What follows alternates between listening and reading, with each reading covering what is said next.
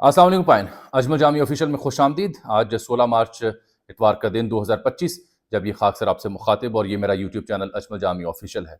मोहब्बत का इजहार कर लें, इसे सब्सक्राइब कर लें। हमारे यहाँ लेस फनकारी मोर जानकारी पाई जाती है। आज बहुत ही एक्सक्लूसिव मालूमात है, अंदर की खबर है कि अब होने क्या जा रहा है। ना सिर्फ पीटीआई इमरान खान साहब के हवाले से बल्कि जो ओवरऑल मुल्क भर में दहशत गर्दी की एक नई लहर है, दहशत गर्दी की जो वेव है, उसके बाद अब पॉलिसी साज क्या सोच रहे हैं, कैसे इससे निपटा जाएगा। सरदर्द है, तकलीफ है, शहादतें हैं, जवान हैं, अफसरान हैं जिनके जनाजे हम उठा रहे हैं, और ये दहशत गर्दी है कि रुकने का नाम नहीं ले रही। अच्छा, इसमें सबसे पहले तो मैं आपको सबसे अहम खबर देता चलूँ। सियासी तौर पर जैसे सूरत हाल को देखा जा रहा है वो अपनी जगह है, उस पर उठने वाला एतराज़ और तनकीद वो भी बयान करता हूँ। खान साहब के हवाले से भी बात करूँगा बड़ी तफसील के साथ। लेकिन सबसे पहले जो आज की अहम तरीन खबर है ना, उसका कुछ अहवाल मैं मोहतात तरीके से बयान कर देता हूँ कि ये आप देखें कि पिछले 2 दिनों में 12 से ज़ायद दहशतगर्दी के वाक़यात केपी में हुए हैं, 3-4 वाक़यात जो हैं बलूचिस्तान में हो चुके हैं, और हर दिन हमें ऐसी खबरें सुनने को मिल रही हैं। पिछले 2-3 माह के अंदर रिकॉर्ड दहशतगर्दी के वाक़यात हुए हैं, और इन दहशतगर्दी के वाक़यात की रोकथाम के लिए जो ऑपरेशंस हो रहे हैं वो भी रिकॉर्ड हो रहे हैं। मिसाल के तौर पर 180 से ज़ायद आईबीओज़ किए जाते हैं पूरे मुल्क में, 180 से ज़ायद इंटेलिजेंस बेस्ड ऑपरेशन किए जाते हैं। वो रिपोर्ट नहीं होते क्योंकि ज़ाहिर बात है वो कामयाब होते हैं। तो जो रिपोर्ट नहीं होते, जो कामयाब नहीं होते, वो फिर ये दहशतगर्दी का वाक़या जैसे कि नोशकी में पेश आया, एक बस को उड़ा दिया जिसमें सोल्जर सवार थे। उस हवाले से भी कुछ फेक वीडियोज़ हैं, कुछ हक्काल नामी जो नेटवर्क है उसने भी वीडियो जारी की है। लेकिन ये ज़ाहिर करता है कि कैसे टीटीपी केपी में हो या बीएलए बलूचिस्तान में हो, ये कैसे अब टारगेट कर रहे हैं बसों को, फोर्सेस को, हर जगह ये टारगेट करने की कोशिश कर रहे हैं। तो इस सब से निमटने के लिए अब 27वीं आईनी तरमीम की भी खबर है। 27वीं आईनी तरमीम के हवाले से एहसन भून साहब जो नए नए इंडक्ट हुए हैं सिस्टम में, उन्होंने भी एक बात की थी। मुझे याद पड़ता है हमारे सहाफ़ी दोस्त हैं मोहम्मद इशफाक, उससे उन्होंने बात करते हुए ये बात की थी।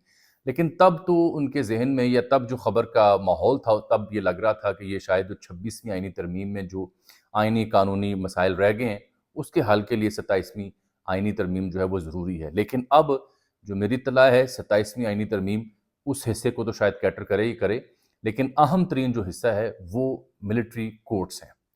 यानी मिलिट्री इंस्टॉलमेंट्स के ऊपर जो भी हमला करेगा, चाहे वो सियासी है, गैर सियासी है, दहशतगर्द है या गैर दहशतगर्द शख्स है या तंजीम है, उसका मिलिट्री ट्रायल, और 2 साल तक वो नाफिजुल अमल रहेगा। सिस्टम जिसमें अपील का हक, उसके ऊपर भी संजीदगी से गौर किया जा रहा है कि स्पीडी ट्रायल जो है उसको यकीनी बनाया जाए। तो ये यानी हालत जंग की सी कैफियत, इंसर्जेंसी बढ़ रही है, दहशतगर्दी बढ़ रही है। और ये आप नोट करें कि सीएम बलूचिस्तान और डीजीआईएसपीआर साहब की जो प्रेस कॉन्फ्रेंस थी उसमें एक जुमला बड़ा अहम था जिसके ऊपर तनकीद भी हो सकती है, जब बुख्ती साहब ने कहा ये मसला सियासी नहीं है। तो इसका मतलब ये है कि अगर ये मसला हुकूमत समझती है सियासी नहीं है, हालांकि सियासी लेंस से देखना चाहिए था एक हद तक, तो ये फिर गैर सियासी है, इसका हल फिर गैर सियासी है। Kinetic operations, intelligence based operations, और फिर जो सबसे बड़ा शिकवा उस दिन किया गया वो ये किया गया कि बलूचिस्तान में जो प्रोसिक्यूशन का रेट है वो 0.5% है, सबसे कम प्रोसिक्यूशन होती नहीं, लोग छुट जाते हैं। उसमें खौफ भी है, डर भी है, निज़ाम का बोसीदा होना है, अदालतों का बोसीदा होना है, और क्या वजह इसकी हो सकती है। तो अब 27वीं आईनी तरमीम अगले 1-2-3 हफ्तों के अंदर इस मुद्दे के ऊपर आप बड़ी संजीदा एफर्ट देख सकते हैं, जो कि मेरी खबर है जो आप तक मैं पहुंचा रहा हूं। खबर के ऊपर तबसरा आपका हक है, मेरा काम है आपको मालूमात देना। और इस खबर से जुड़ा है दूसरा मुद्दा जिसमें यह बताया जा रहा है और ये समझ आ रही है कि बड़ा तगड़ा सिस्टम जो है और बड़े तगड़े तरीके से सूरत हाल को डील करने की प्लानिंग भी हो चुकी है, चाहे वो सोशल मीडिया एक्टिविस्ट हों या फिर दहशतगर्द हों या फिर वो लोग हों जिन्हें रियासत समझती है कि ये रियासत मुखालिफ हैं। उसके लिए मिलिट्री ट्रायल, मिलिट्री कोर्ट्स, उसकी तश्कील और उसकी इजाज़त आइन से 27वीं तरमीम के ज़रिए ली जा सकती है। और अब जो माहौल बन रहा है अनफॉर्चुनेटली दहशतगर्दी का, जिस तरह से पे दर पे वारदातें हो रही हैं, मेरा नहीं ख्याल कि इसमें मौलाना फजल रहमान या दीगर जमातें को ज़्यादा रजिस्ट कर पाएंगी। یہ ہے آج کی سب سے اہم خبر. اس کے پیرلل دو چار اور واقعات کو بھی آپ جوڑیے. میں نے حافظ سعید صاحب کی بھی آپ سے بات کرنی ہے. وہ خبر تھی کیا؟ آپ یہ دیکھیے کہ کل میں نے آپ کو خبر دی تھی کہ جو سیاسی کمیٹی ہے پاکستان تحریک انصاف کی، وہ یہ چاہ رہی ہے یا انہیں یہ کہا گیا ہے کہ آپ عمران خان صاحب سے ملیں اور ان کو قائل کریں کہ جو ان کا سوشل میڈیا ہینڈل ہے وہ سیاسی کمیٹی کی نگرانی میں جائے، ان سے مشاورت کے بعد وہاں پہ کانٹینٹ آئے. آپ بیرسٹر گوہر اور دیگر کی جو سٹیٹمنٹس ہیں پچھلے 3-4 دنوں کی، وہ بھی اگر آپ سنیں تو آپ کو اندازہ ہوتا ہے کہ وہاں کیا صورتحال ہے اور وہ کیا چاہ رہے ہیں اور کیا کہہ رہے ہیں. یہ دوسرا اہم نقطہ ہے. رہ گئی بات حافظ سعید صاحب کی. میں عرض کر دوں کل جہلم دینہ قریب جو واقعہ پیش آیا، ڈبل کیبن گاڑی تھی. ندیم نامی یہ شخص ہیں، ابو قتال ان کی کنیت یا ان کا لقب تھا، اور یہ انڈین جیل میں بھی بتایا جا رہے ہیں. ہمارے صحافی دوست ماجد نظامی اس معاملات پہ، ایسے معاملات پہ بڑی گہری ان کی نظر ہوتی ہے، وہ بھی ڈیٹیلز لے کے آئے. کل رات میں نے کو لیٹ گئے جب ان کی جماعت سے بھی رابطہ کیا، کچھ کنسرن کوارٹر سے بھی رابطہ کیا، تو مجھے اطلاع ملی کہ حافظ سعید صاحب کے حوالے سے جو متضاد خبریں تھیں وہ غلط ہیں. لیکن یہ کوئی پہلا واقعہ نہیں ہے کہ اس تنظیم یا اس مسلک یا اس سلسلے سے جڑے جو افراد ہیں، جو کسی دور میں کشمیر میں بھی ایکٹیو رہے مبینہ طور پر، ان کو ٹارگٹ کیا جا رہا ہے. دس سپیکس والیوم کہ کیسے جو بھارتی خفیہ ایجنسی ہے وہ کیسے ریچ آؤٹ کرتی ہے اور ٹارگٹ کر رہی ہے، کیونکہ پاکستان اور ان کے ماننے والوں کا یہ خیال ہے کہ دے آر بیہائنڈ اٹ. تو ابھی جب میں آپ سے مخاطب ہوں تو آج ہی انڈیا میں کینیڈا، امریکہ اور دیگر بڑے جو ممالک ہیں ان سمیت 20 ممالک کی خفیہ ایجنسیوں کے سربراہان پہنچے ہوئے ہیں. اجیت دوول کی میزبانی میں وہاں ایک اجلاس بھی ہو رہا ہے، اور ہم یہاں پہ کیا کر رہے ہیں اور کیا بھگت رہے ہیں یہ آپ کے سامنے ہے. تو حافظ سعید صاحب، یہ خبر کل رات میری تھی کہ وہ بالکل درست ہیں. He was not part of that vehicle. وہاں پہ یہ ندیم صاحب ان کا نام بتایا جاتا ہے جو جاں بحق ہوئے، ان کے ساتھ ڈرائیور زخمی ہوئے. ان کے تانے بانے بھی کشمیر والے معاملے سے جوڑے جاتے ہیں. اور یہ تیسرا چوتھا بڑا اہم واقعہ ہے. مجموعی طور پر 20-21 لوگ ایسے ہیں اس سلسلے کے جن کو ابھی تک ٹارگٹ کیا جا چکا ہے. حافظ صاحب اس پریٹی مچ ان لاہور سرکار کی تحویل میں ہیں جو سرکار بیان دیتی ہے. حافظ صاحب کے حوالے سے خبر درست نہیں ہے. رہ گئی بات جو آپ نے دیکھی صورتحال پاکستان کے سیاسی رہنماؤں کی، مسئلہ بلوچستان کی. کل میں اپنی ٹائم لائن فیس بک کی دیکھ رہا تھا تو اس میں دنیا ٹی وی میں تب ہم ہوا کرتے تھے. آج سے 12-13 برس پہلے بھی بلوچستان میں کچھ دہشت گردی کے واقعات آئے. امنہ مسعود جنجوہ بڑی ایکٹیو تھیں تب. تو مجھے یاد پڑتا ہے میں نے وہ اسکرین شاٹ لیے ہوئے تھے جو میں نے فیس بک پہ پوسٹ کر رکھے ہیں. تو اختر مینگل صاحب تھے، بگٹی صاحب تھے اور دیگر کئی رہنما میرے پروگرام میں موجود تھے. تو اس کی سرخی نکالی ہوئی تھی سلگتا بلوچستان. تو میں نے ایک تحریر لکھی کہ یار یہ 12-13 سال پہلے بھی ہم لکھ رہے تھے سلگتا بلوچستان. اینکر بدل گئے اس ٹی وی چینل کے، میزبان بدل گئے، سیاستدان بدل گئے، وزراء بدل گئے، وزراء اعلیٰ بدل گئے، لیکن یہ سرخی ویسی کی ویسی ہے، سلگتا بلوچستان. اس ایشو کے اوپر اب میں عمران خان صاحب کے اوپر بات کرنے جا رہا ہوں. اس ایشو کے اوپر اگر کوئی ایک ایسا شخص جس کی آواز یا جس کی بات کو کے پی میں جہاں دہشت گردی ہے، بلوچستان جہاں دہشت گردی ہے، کوئی آواز اگر یونائٹ کر سکتی ہے یا اثر رکھتی ہے تو میرا خیال ہے سیاسی ناپسند کو اپنی سائڈ پہ رکھ کے وہ آواز عمران خان صاحب کی ثابت ہو سکتی ہے، پرووائڈڈ اگر حکومت، سیاسی جماعتیں اس کا ادراک کریں اور انہیں یعنی کاٹنے کی بجائے، سائڈ پہ کرنے کی بجائے، ملک دشمن قرار دینے کی بجائے ساتھ جوڑیں. یہی بات میں نے 2-4 روز پہلے بھی اپنے ویلاگ میں کہی تھی کہ جب آپ یہ کہتے ہیں کہ پی ٹی آئی کی قیادت یا پی ٹی آئی جو ہے وہ دہشت گردوں کے ساتھ ملی ہوئی ہے یا ان کی حمایت کرتی ہے، یہ کہہ کے آپ در حقیقت ادر وے اراؤنڈ یہ کہہ رہے ہیں کہ ایک بڑا طبقہ جو ملک ہے وہ ادھر جڑا ہوا ہے. یہ تو ہمارے لیے مثبت بات نہیں ہے، پاکستان کے لیے منفی بات ہے. آپ کو تو یہ کہنا چاہیے تھا کہ پاکستان تحریک انصاف کی قیادت نے ذمہ داری سے اس واقعے کی جعفر ایکسپریس کی مذمت کی ہے اور وہ دہشت گردی کے خلاف ہیں، فوج کی قربانیوں کو خراج تحسین پیش کریں، جو کر رہے ہیں، میں نہیں کہہ رہا، وہ کر رہے ہیں. یہ ہمارے ساتھ ہیں اس مشن میں. باقی ہمارا سیاسی اختلاف ہے، خان صاحب پر مقدمات ہیں، چلیں عدالتوں میں دیکھیں. اور وہ بھی یہ کہتے ہیں آگے سے عمران خان صاحب. تو یہ اگر یہ بیان دیتے تو یہ جو ایک تاثر آپ نے دیا پی ٹی آئی کے اوپر یہ غلط ثابت ہوتا. پی ٹی آئی تو کہہ رہی ہے جی ہمارا ان لوگوں سے تعلق نہیں ہے جو لوگ پی ٹی آئی کا جھنڈا لگا کے، پی ٹی آئی کا نام یوز کر کے اس واقعے کے اوپر شرارت کر رہے ہیں.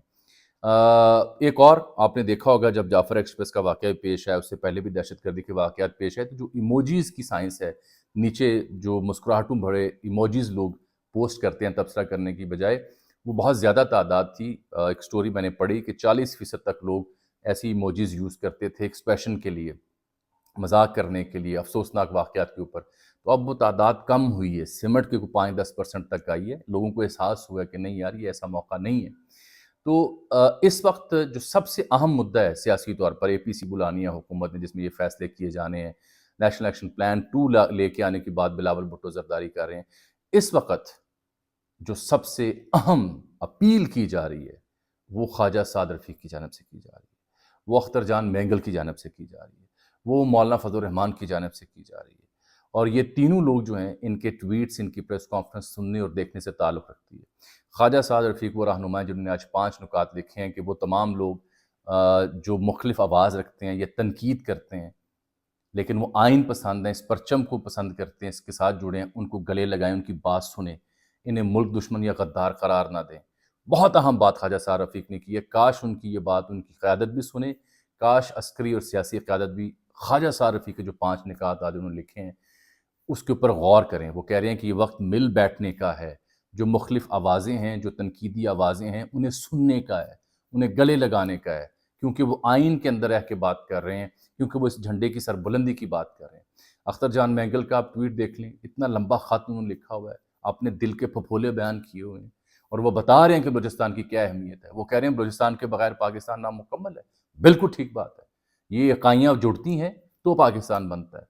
بلوچستان کے بغیر پاکستان نامکمل ہے، پاکستان کے بغیر بلوچستان نامکمل ہے۔ یہی حال خیبر پختونخوا ہے، سندھ کا ہے، پنجاب کا ہے، کشمیر کا ہے، یہ سب لازم و ملزوم ہیں۔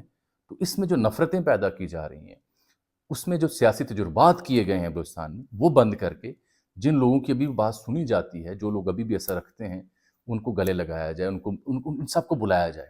اس میں جو خوفناک پہلو وہ اب سن لیں۔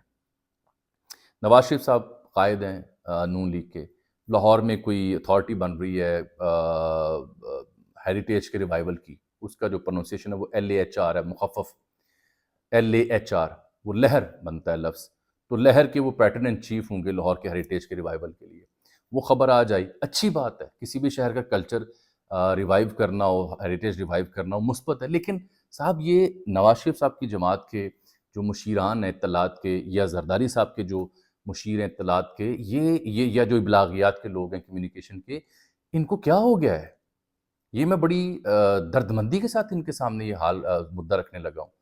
ایک جانب نوشکوی میں بس اڑائی جا رہی ہے، KP میں آج کے دن 4 وارداتیں پیش آئی ہیں، جعفر ایکسپریس کا بھی سانحہ ابھی خون وہ ابھی سوکھا نہیں ہے، ابھی شہداء کے جنازے ہم نے دفنائے نہیں ہیں، اور ملٹیپل چیلنجز ابھی ختم نہیں ہوئے، رات گئے، ٹارگٹ کلنگ ہوئی ہے دینا میں جیل۔ تو عرض کرنے کا مقصد یہ تھا کہ زرداری صاحب ایک جانب لاہور میں آ کے، صدر ہیں پاکستان کے، پولو میچ دیکھنے آئے ہوئے ہیں، روٹ لگا ہوا ہے، وہ خبر سامنے آتی ہے، اور نواز شریف صاحب جو ہیں وہ لہر نامی اتھارٹی جو ہے جس نے ہیریٹیج کو ریوائیو کرنا ہے، اس کے پیٹرن ان چیف مقرر ان کی خبر جو آ رہی ہے، یہ آپ کیا سمجھتے ہیں؟ یہ 2 خبریں ان 2 لوگوں کے بارے میں یہ درست وقت پہ آئی ہیں؟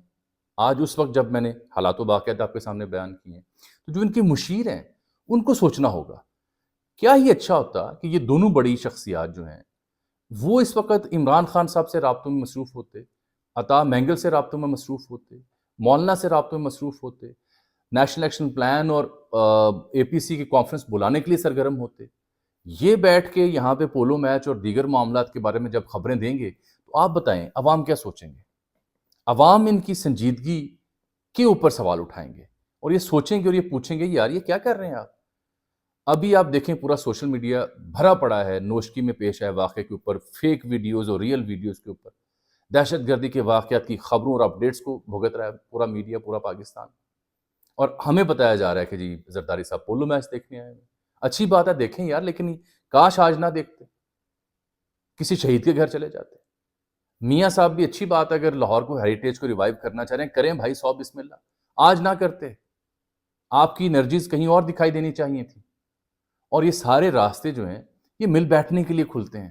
خان پہ آپ کیس چلائیں، چل رہا ہے، عدالتوں میں پیشی کروائیں، ہونے دیں، یہ میل ملاقاتوں پہ پابندیاں ختم کریں۔ کیوں نہیں سیاسی قیادت اس سے مل پا رہی؟ وہ بھی پاکستانی ہے، وہ بھی پاکستان کی بات کرتا ہے، اس کے ساتھ بھی پاکستان کے لوگ جڑے ہوئے ہیں، وہ بھی ایک مقبول رہنما ہے۔ تو یہ تو وہ وقت ہے جب ان سنجیدہ رہنماؤں کو یہ کہنا چاہیے تھا کہ جناب اس سلسلے میں PTI کو بھی آن بورڈ کرنا ہے، مولانا کو بھی آن بورڈ کرنا ہے، صرف اپنا جماعت اسلامی کو بھی، اختر مینگل کو بھی، قوم پرست جماعتوں کو بھی، تمام سیاسی جماعتوں کو اکٹھا کرنا ہے، اور تب ہوگی اے پی سی. اس اے پی سی میں جو پلان آف ایکشن فائنل ہوگا اس کے اوپر پولیٹیکل کنسنسس چاہیے. دشمن لیفٹ سے رائٹ سے ہر جگہ سے ہمیں مار رہا ہے، اور ہم جنازے اٹھا رہے ہیں، ڈیلی دہشت گردی کو بھگت رہے ہیں، اور ہمارے رہنماؤں کی تو جو ترجیحات ہیں وہ کیا ہیں؟ کٹ اٹ شارٹ، مجھے آنے والا منظرنامہ بڑا خوفناک لگ رہا ہے. اس میں مجھے طاقت کا استعمال دکھائی دے رہا ہے. اس میں آئینی ترمیم کی خبر بھی ہے جو میں نے بیان کر دی ہے، اور اس میں جو سیاسی طور پر استحکام کا خواب تھا، پولیٹیکل ڈائلاگ کا خواب تھا، وہ مجھے اب مجبوری کی نظر ہوتا دکھائی دے رہا ہے ادر وے اراؤنڈ. مجھے آج کے لیے اجازت دیجیے. اللہ حافظ.